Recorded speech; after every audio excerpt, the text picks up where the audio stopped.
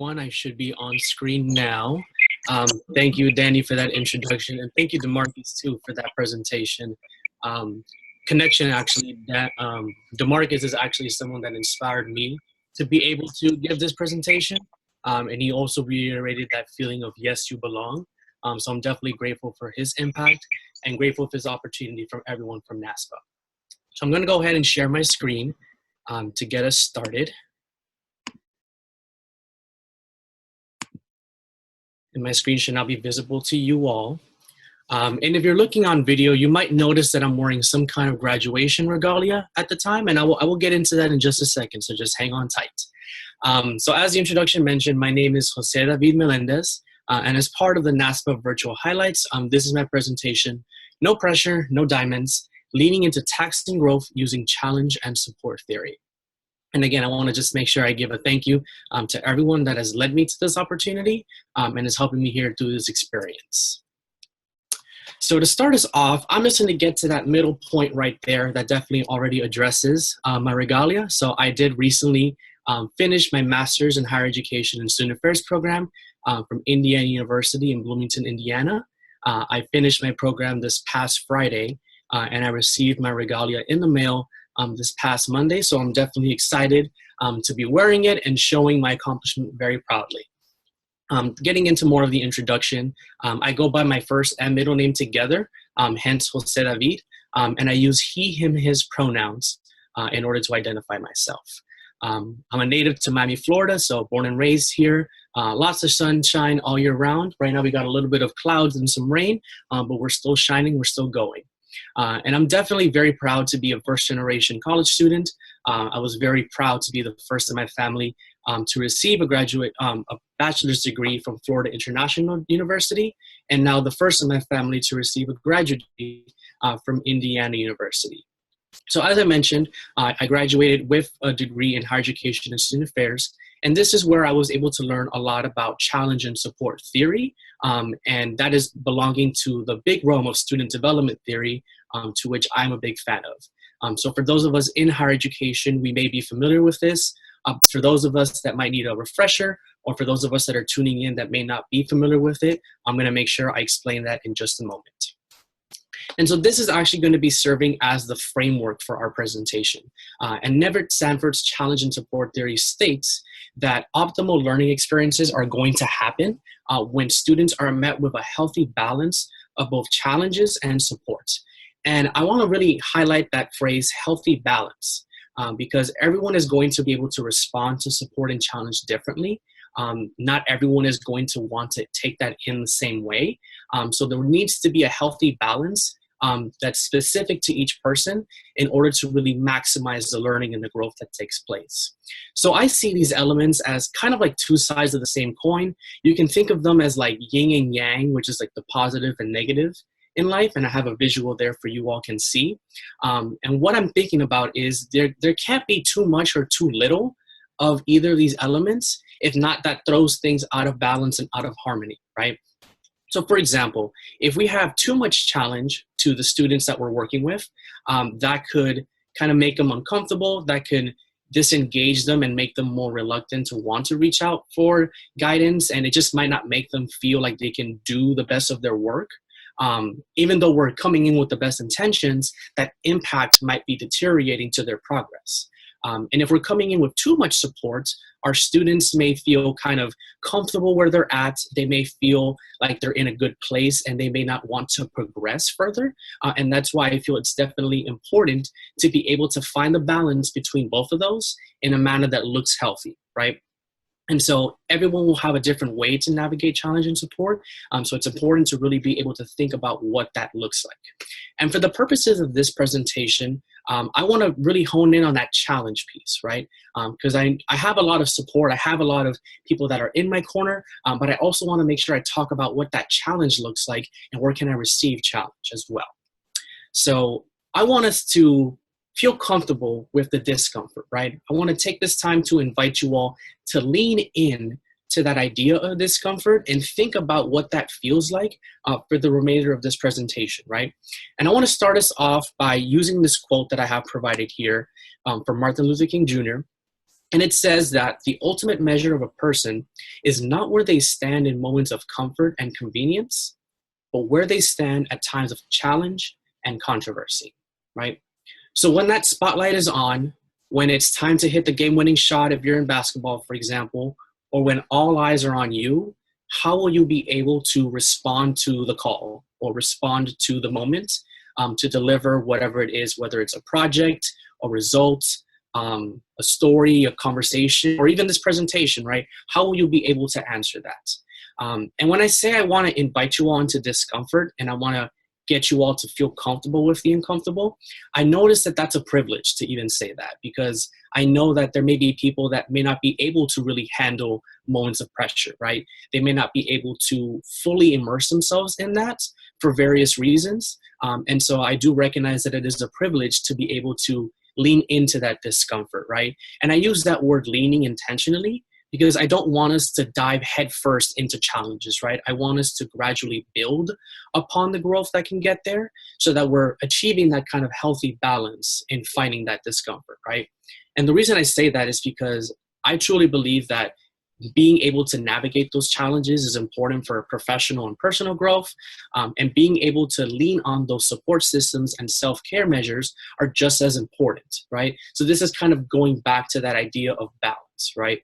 But overall, I want us to really hone in on this idea of challenge, and I'm also going to share a little bit more contextual information as to why I'm a huge advocate for leaning into challenges.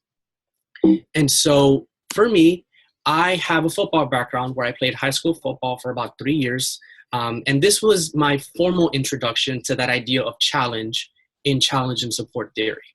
And there may be more times or previous times where I've gotten, rigorous challenge, but this was the first time that I started to notice that it was intentional, right? That the tough love, the long hours, and the lots of push that I received from my coaches and my teammates, it was to better me as a person. Right? And so a couple examples look like pushing myself past physical limits through exercise and conditioning. It could be that competition from the mind and the body. Of course, my teammates encouraging all of us to give our best self. And of course, that effort that goes into being a student athlete.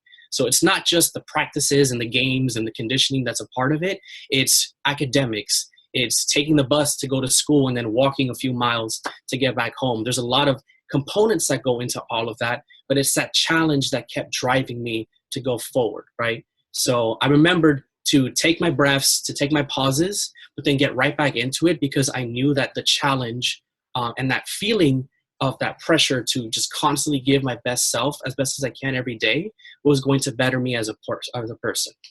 So now that I've given you this kind of contextual information from way back in the day, I kind of want to move us now to a little bit closer in our timeline.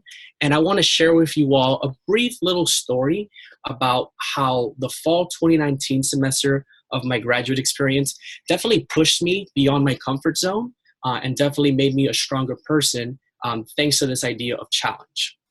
And as I just showed you, there are a variety of ways that people can experience challenge. But the challenge that I experienced in the fall 2019 semester was emotional intensity. And what I mean by that is I was experiencing a wide variety of emotions, such as intense happiness, intense excitement, but I was also feeling intense sadness and frustration, annoyance, you name it, right? And the latter portion of those feelings, that came from my assistantship environment, working in housing and residential life. It's definitely not an easy environment to be in, but I had a few work colleagues that made it a bit more challenging. And before I lean into this conversation and this story, I want to highlight and make sure that I state that this experience that I'm about to describe is my experience. And it is just a moment where I am reflecting on things that I learned because of not the troublesome environment that I was in. It was an incredible environment, but I had a specific colleague that definitely made working in this housing environment a lot tougher, right? So this is a moment where I am reflecting on the growth and experiences. This is not in any way to bash or to target anyone, and I'm going to keep any identifiers to myself. But this is just a moment where I want us to just think about what did this emotional intensity do for a person as far as their growth goes, right? And so for the fall 2019 semester, there were just a lot of emotions up in the air in our building because we had new management, new supervisors that are coming in. And I was a consistent graduate student at the time. That was my assistantship, where I worked in the residential hall that I was in. And so I was seen as a trustworthy staff member. But with all the changes that were coming from different colleagues, a lot of the student staff that I worked with just didn't really know what to trust or what direction to go in. But they really wanted to like have their voices heard and be the voice for not only themselves, but also for the residents that they're working with, right? And so the colleague that I'm describing here had a hard time with listening to those voices, listening to the concerns of the students that we worked with, and eventually myself. And that led to a lot of frustration, right? As kind of DeMarcus was pointing out, I knew I belonged in this environment, but with this new colleague, it didn't necessarily feel like I belonged, right? I felt like my voice wasn't always heard of. I was seen kind of as like an afterthought. And the same thing kind of bled into my students, where they started to feel the same way. And that just was very tough. You know, there was a lot of heavy emotions in the air. And it was just something that we weren't really expecting because we were hoping to have a new transition, a new start, but that definitely weighed us down. But with all the heavy emotions in the air, with all the heavy thoughts, I made sure to remind myself and then eventually to my student staff that yes, I belong, that my voice has importance, and that we cannot allow the challenge that is presenting us to drown out the power that we have, right? In this environment, in this field, we are here to serve students. And so it would be a disservice if we don't listen to the thoughts of our students, if we don't listen to what is being presented, if we don't listen to that heavy emotion that is weighing us down, right? And so in keeping this story brief, we were able to present our side of the story, have a kumbaya, and share the thoughts that we needed to share with the appropriate assistant director in our environment. But at the end of the day, we made sure to not let our voices be swallowed out, right? We made sure that our voices remained strong as a student staff, and I myself in there as well. And I made sure to really take that moment to say, why is this challenge being thrown at us, right? Like, why am I being presented with all this negativity? Like, why am I feeling this frustration and all this sadness, right? And I realized that I needed to learn what it felt like to see an environment that I did not want to be a part of, right? I needed to learn more about what it means to be a great supervisor and what it means to be not the best supervisor in these times, right? And I wasn't necessarily angry at my supervisor or colleague in the moment. I was more upset at the behavior, right? I was looking at the behavior itself, and I was thinking, this is behavior that I would not want anyone else to experience, right? I would not want others to feel this. But at the same time, I made sure to really learn from that and to channel that into something that I can take moving forward, and that I can help my student staff learn and grow from, right? And so, as I mentioned, I asked the students to really lean into that discomfort and to navigate it with each passing day. I graduated, we made it past the semester, so we definitely finished strong. But definitely in that moment, it was a challenge. It wasn't easy. And it was definitely something that took time in order to navigate from. So thanking you for being able to listen to this quick little story that I had to present. And so now that I think about it, moving forward and with my reflections, I needed to ask myself, what are some areas to consider moving forward, not just with how I felt, but what can we also learn from this, right? And when I originally created this presentation, this was a message that I wanted to present to undergraduate students that are rising in student affairs, to people that are just interested or may want to kind of lean into the discomfort. And this is what I was able to get out of that time where I really had to combat high levels of emotional intensity. So the first area that I thought of was, we talk a lot about love languages, but what about challenge languages, right? I'm sure there might be a better way to word that, but I think this is the best way to frame it, where let's talk about how can we really lean into that idea of troublesome conversations that might feel uncomfortable, or moments where we may not want to hear like some constructive criticism, right? So maybe that can come from nonverbal cues, right? If I talk to my students and I tell them, hey, when I do this, that means you're doing something incorrect. Or when I say like, raise my hands. Like that might be a signal for them, right? I know, for example, with me, when I'm working with supervisors, I really enjoy just getting like written out thoughts, full details of like what's going on, because I feel like that's an easy way for me to digest information. And so writing out a plain text letter or an email could be a good way if that works for somebody. And maybe somebody prefers to have these challenging conversations in the moment or away from people at a meeting. You know, it depends. But we should definitely be asking our students and even those that we supervise and we work with, you know, what's your challenge language, right? How can I make sure that you're receiving the information as best as possible, so that you're really learning from that?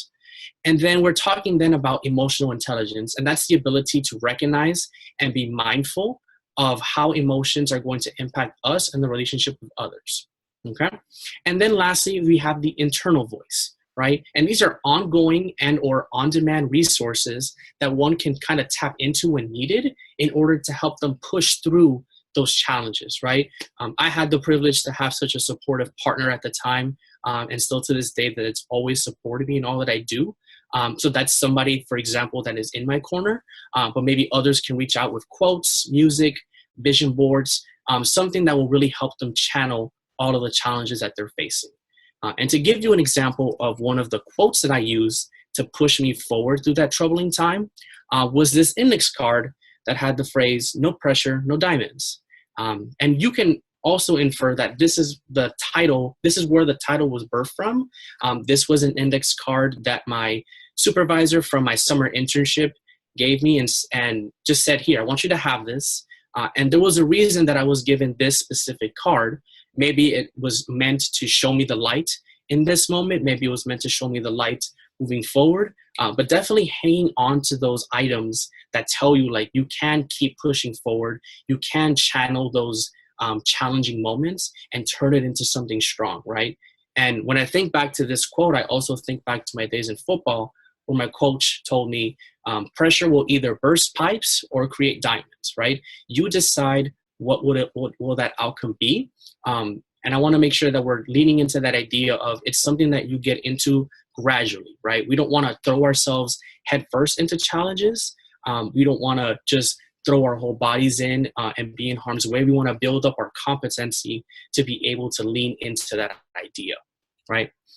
So as we're getting closer to the end of our presentation, I just want to leave you with a few reflection points, and you can decide which one you would want to receive. But the main one that I want to leave you with here is this thought that says, how can you promote engagement with challenging conversations and or experiences, right? How can you continuously lean into that so that you're building that competency and you're building that ability to stand in the spotlight or to take that game-winning shot or to write that report at the end of the day that will really wow not only yourself, but others that you work with, right? And kind of keeping in mind that we are in an unprecedented time with COVID-19, this is a challenge times 100. So I definitely understand that you definitely need to take your breather and go about it however you need to. But definitely still ask yourself, right? How are you using this time to your benefit, right? Are you choosing to relax more, to go out and exercise further? Like, what are you choosing to do in this moment, right? So as I said, just ask yourself, how can you promote engagement with challenging conversations and experiences? And then finally, I want to leave you all with one more quote. And this is actually an activity that I started doing over the quarantine period where I started watching more shows now that I have time. So this is a character from one of my new favorite animes, Attack on Titan. And it says, you have to fight. If you don't fight, you can't win. And to me, what this means is you have to be able to combat those challenging moments, right? Fighting doesn't mean literally physically getting into like the heat of the moment. It might mean relying on other people for support to build you up.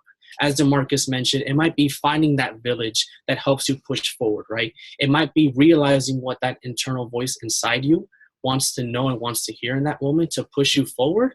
But whatever it is, do your best to fight through those challenges so that you can see more of the things that lie ahead and you can continue to remind yourself that yes, you belong in these moments and that yes, you belong to others and the support of others as well. Thank you so much for your time, and I hope you appreciate this conversation. Fantastic, Azurity. Thank you so much for that wonderful presentation. And we will roll.